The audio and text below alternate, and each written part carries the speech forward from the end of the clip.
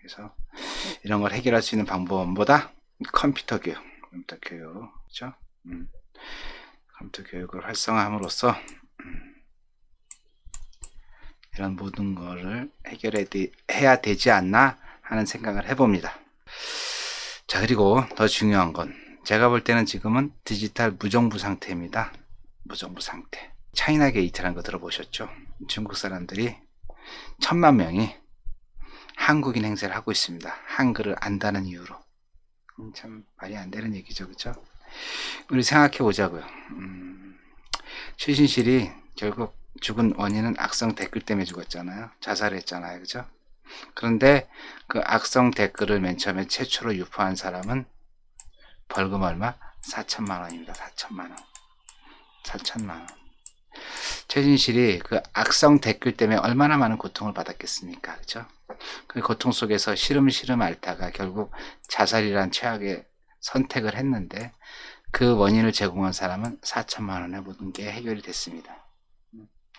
여러분들 타진요라는 거 아시죠? 타진요. 타블로에게 진실을 요구합니다. 참.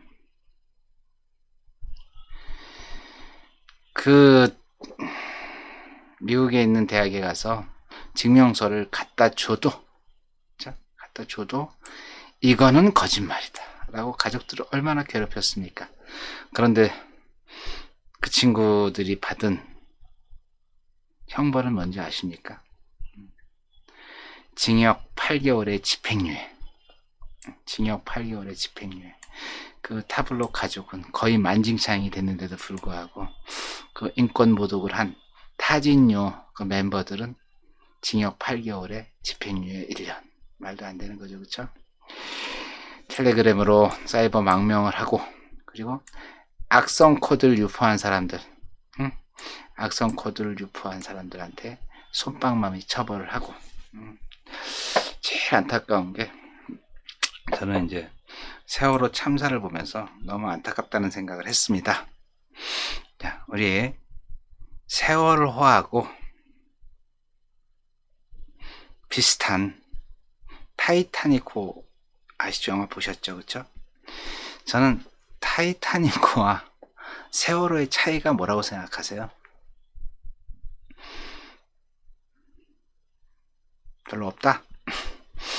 제가 볼 때는 세월호와 타이타닉호의 가장 큰 차이는 스마트폰이 있느냐 없느냐의 차이인 것 같아요. 타이타닉호에 탄 사람들은 스마트폰이 없었지만 세월호에 탄 사람들은 스마트폰이 있었거든요. 그러면은 그런 국가적 재난이 발생하면 제일 먼저 가야 될 게 통신사죠. 통신사가 가가지고 거기 있는 학생들과 지속적으로 소통을 하면서 정말 필요한 부분을 대포를 쏴서라도 구멍을 뚫어서 한 명이라도 구출을 했어야 한다고 저는 생각을 합니다. 벽 앞에 있는 저 앞에 있는 배 안에 사람들이 아우성 치고 있는데 수장을 해버리는 건 제가 볼 때는 아닌 것 같습니다.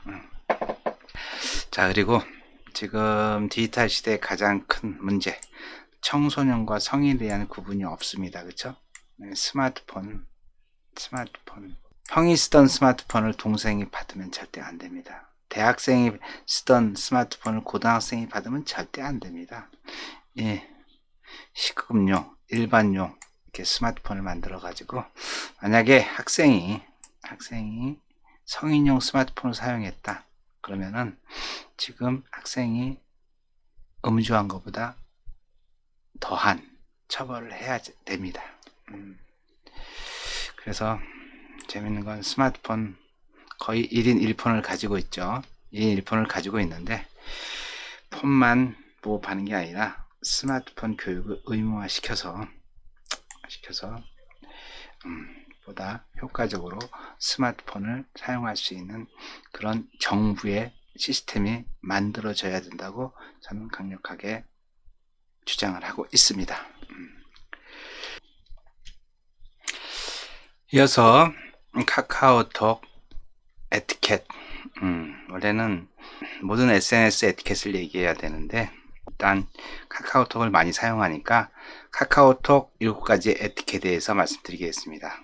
그 카카오톡 에티켓, 단톡 에티켓이죠. 단톡 에티켓 중에서 가장 중요한 첫 번째, 굉장히 중요합니다. 서로 알거나 알아야 할 사람만 초대한다. 이거 안 지키면요 정말 큰일 납니다. 내가 안다고 그래서 다른 사람도 알 거라고 하는 사람, 굉장히 위험한 발상입니다. 내가 무심코 부른 사람이 서로 원수인 경우도 있고, 그렇죠? 가해자일 수도 있고, 피해자일 수도 있고, 가불관계일 수도 있고, 그죠? 약자는 어렵게 가해자를 벗어나서 살고 있는데, 내가 아무 생각 없이 부른 단톡 초대 때문에 그 약자가 다시 피해를 보는 일이 발생하면 안 되겠죠. 자, 두 번째는 우리가 일상생활을 하는데 시간이 있죠. 시간, 뭐 아침에 7시에 일어나고 저녁 11시에 자고, 뭐 주일날은 종교가 있는 친구들은 종교 활동을 하고, 그래서 그런 시간들, 학생들은 수업 시간, 그렇죠? 일반인들은, 특히 이제 나이 드신 분들은 수면 시간, 이런 시간에는 가능한 한 카카오톡을 하지 않는 게 예의인 것 같습니다. 그리고 세 번째, 단체 성격에 맞는 컨텐츠. 단체 성격에 맞는 컨텐츠. 교회 다니는 사람들끼리 모였는데 뭐 스님의 컨텐츠를 뭐 보내준다든가, 네? 자기는 배드민턴 모임인데 테니스 컨텐츠만 계속 보내준다든가, 뭐 이렇게 하면 안 되겠죠. 그래서 성격에 맞는 컨텐츠를 공유하는 게 에티켓이 아닌가 생각이 됩니다. 그 다음에 이제 네 번째, 이거 굉장히 중요한 얘기인데, 요새 선거 때가 돼가지고 뭐 한 100명, 200명, 300명 되는 그런 단톡방에서 초대가 많이 들어옵니다. 네. 정말 한 2, 300명은 되니까 글을 올리기도 하고, 그 남이 올린 글을 또 안 볼 수도 없고, 정말 많은 시간을 빼앗기는 것 같습니다. 그래서 제가 생각하는 건 뭐냐면, 50명 이상 되는 단톡방은 서로 정보로 소통하는 게 아니라 공지로만 활용하는 게 에티켓이 아닐까 하는 생각을 해봅니다. 자, 그리고 이제 단톡에 글을 쓸 때 뭐 단어 하나씩 쓰면서 계속 전송 버튼을 누르는 친구들이 있더라고요.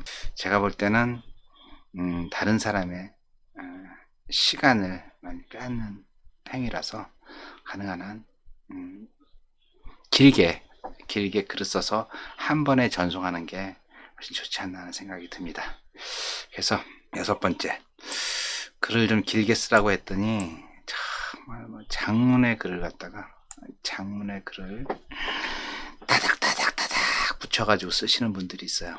그럼 그런 거는 못 읽습니다. 못 읽으니까 글을 쓸 때는 3줄에서 한 5줄 정도 넘어갔다 그러면 한 칸 내지는 2칸 정도 떼어주면은 글을 읽는데 길더라도 편하게 읽을 수 있으니까, 긴 글을 쓸 때는 3줄에서 5줄마다 한 칸씩 띄워줬으면 좋겠다.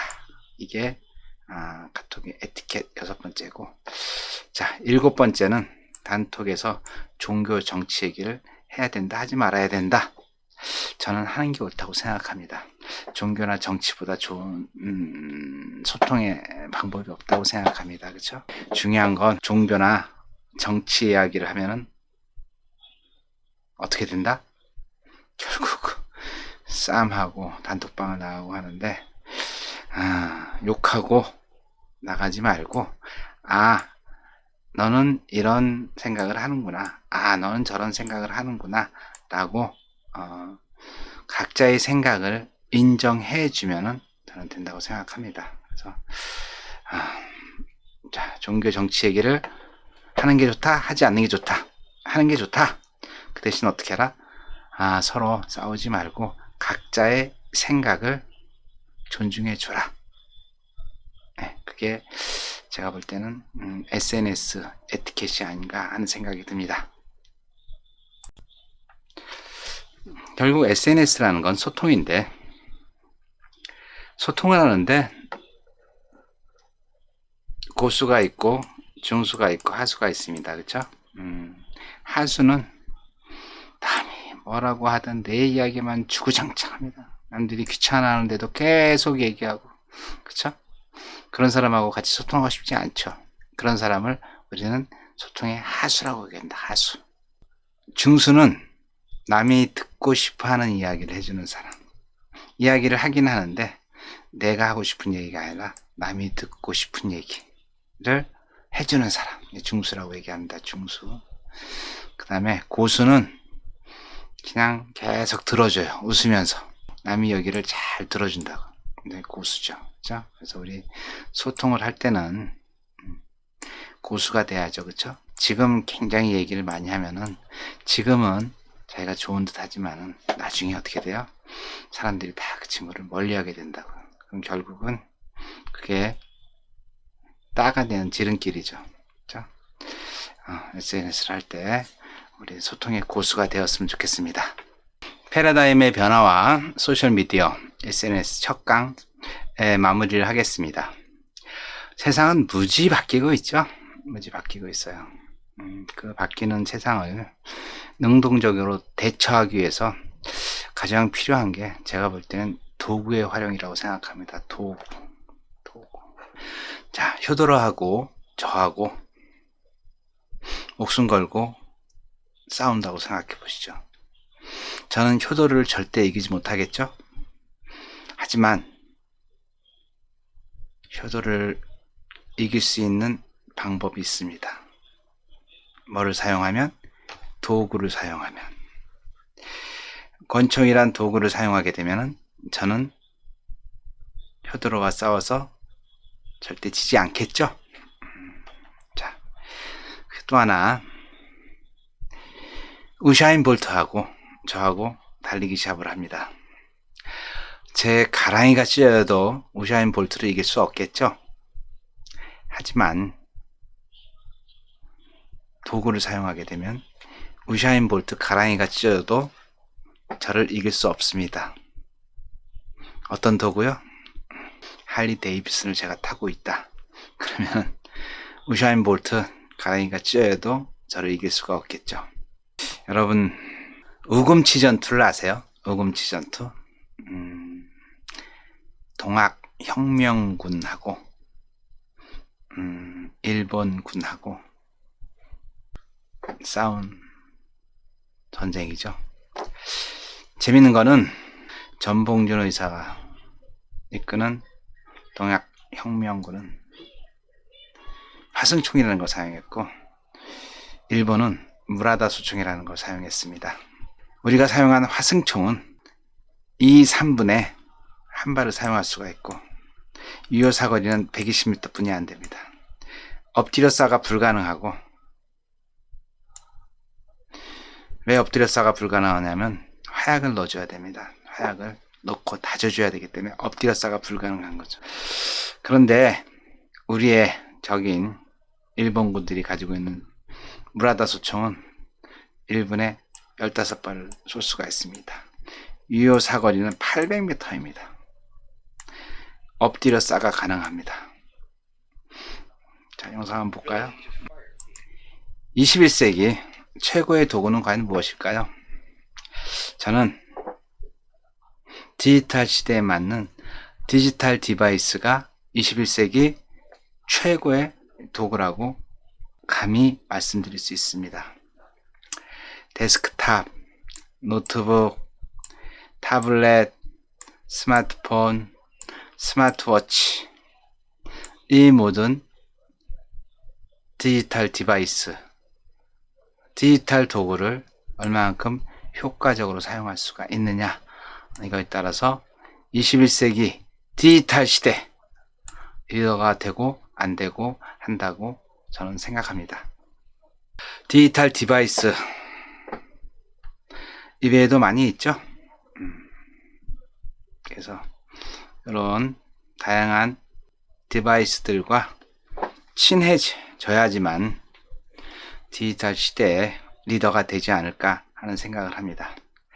그리고 더 중요한 거는 우리 모두 디지털 문맹을 탈출해야 됩니다. 우리 아버지, 어머니, 할아버지, 할머니 시대는 한글을 모르는 사람을 문맹이라고 얘기했습니다. 한글을 모르는 사람을. 그러나 지금 디지털 사회에서는 한글이 아니라 요 세 가지를 하지 못하는 사람을 디지털 문맹이라고 얘기합니다. 첫 번째, 한영 분당 500타 이상 치지 못한다. 그러면 디지털 문맹입니다. 두 번째, 이미지를 자유자재로 편집하지 못하면 디지털 문맹입니다. 어떤 사람들은 그런 얘기를 해요. 이미지 편집하는 건 웹 디자이너의 역할이다. 그렇지 않습니다. 21세기 디지털 사회에 의사를 표현하는 방법, 글도 있지만은 더 효과적으로 의사를 표현할 수 있는 방법은 그림입니다. 그림.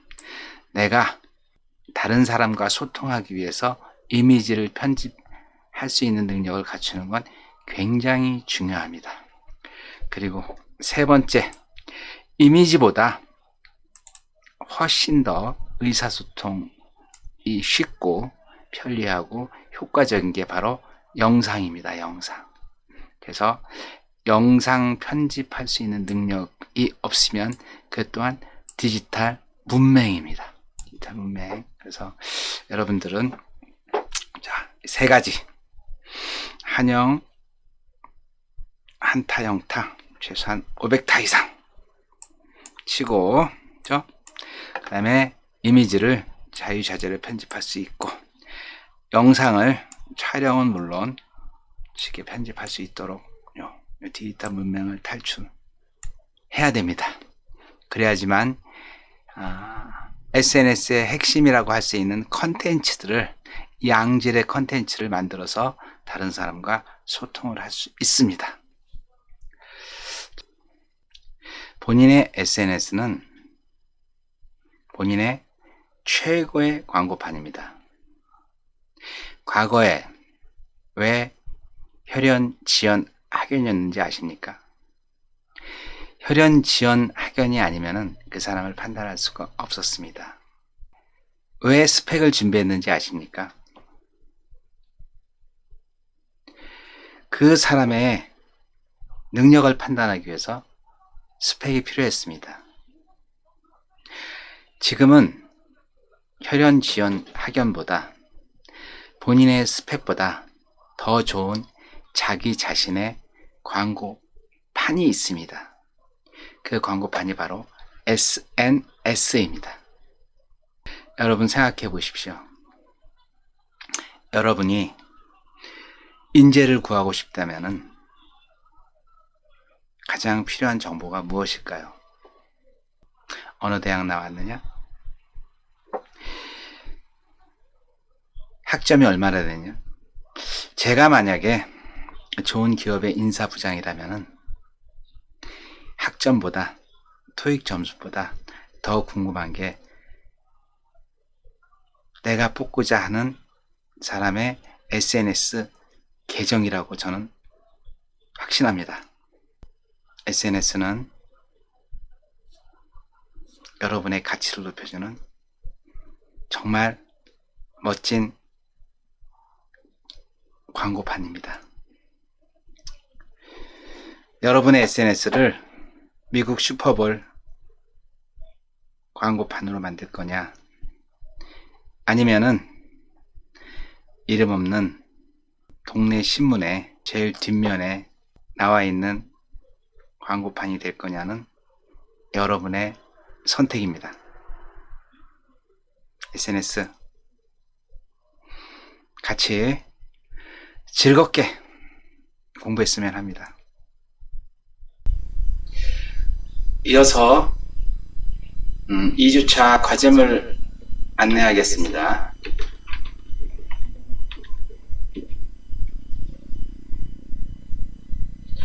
이 차 과제물은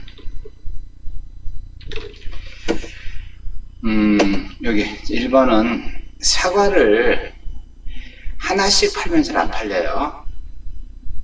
그런데 2개씩을 묶어가지고 파니까 더 많이 팔려. 그 왜 2개씩 팔면 더 잘 팔리고 하나씩 팔면 더 안 팔릴까요? 요거에 대한 이유를 간략하게 기술해 주시면 될 것 같아요. 그리고 지금은 디지털 사회 검색의 시대라고 말씀을 드렸어요. 그러면 검색의 시대에는 주요 3가지 검색 방법이 있다고 그랬죠. 그래서 여러분들이 그걸 간략하게 이렇게 검색 방법을 기술하시면 될 것 같아요. 그리고 3번째는 카카오 단체 에티켓을 제가 말씀을 드렸는데, 그 중에 7번째 SNS에서 정치, 종교 이야기를 해라 내용이 있어요. 그죠? 그래서 저는 그렇게 생각하는데 여러분들 생각은 어떤지, 정치, 종교를 하는 게 좋다, 하지 않는 게 좋다, 여러분의 생각을 간략하게 기술해 주시면 될 것 같아요. 4번째 문제는 지금 디지털 신문맹자라는 얘기를 했어요. 제가. 그렇죠? 그래서 어떤 걸 못하면 디지털 신문맹자라고 얘기한다. 강의에 말씀드렸어요. 제가. 그거에 대해서 여러분들이 간략하게 써주시면 될 것 같아요. 그리고 5번째 문제는 21세기 최고의 도구는 무엇일까? 이것도 제가 강의하면서 말씀드렸어요. 여러분들 강의를 들었으면 충분히 쓰실 수 있습니다. 작성해 주시면 될 것 같아요. 그리고 6번째는 SNS가 2트랙이 있다 그랬어요. 그렇죠? 팔로워와 컨텐츠가 있는데 그 중에 어느 것이 더 중요한가, 그리고 그 이유는 무엇인가에 대해서 여러분들이 간략하게 작성을 해주시면 될 것 같아요. 그래서 요 6가지 질문에 대해서 여러분들이 답을 쓰신 다음에 그걸 PDF 파일로 만들어서 이름, 과, 학번,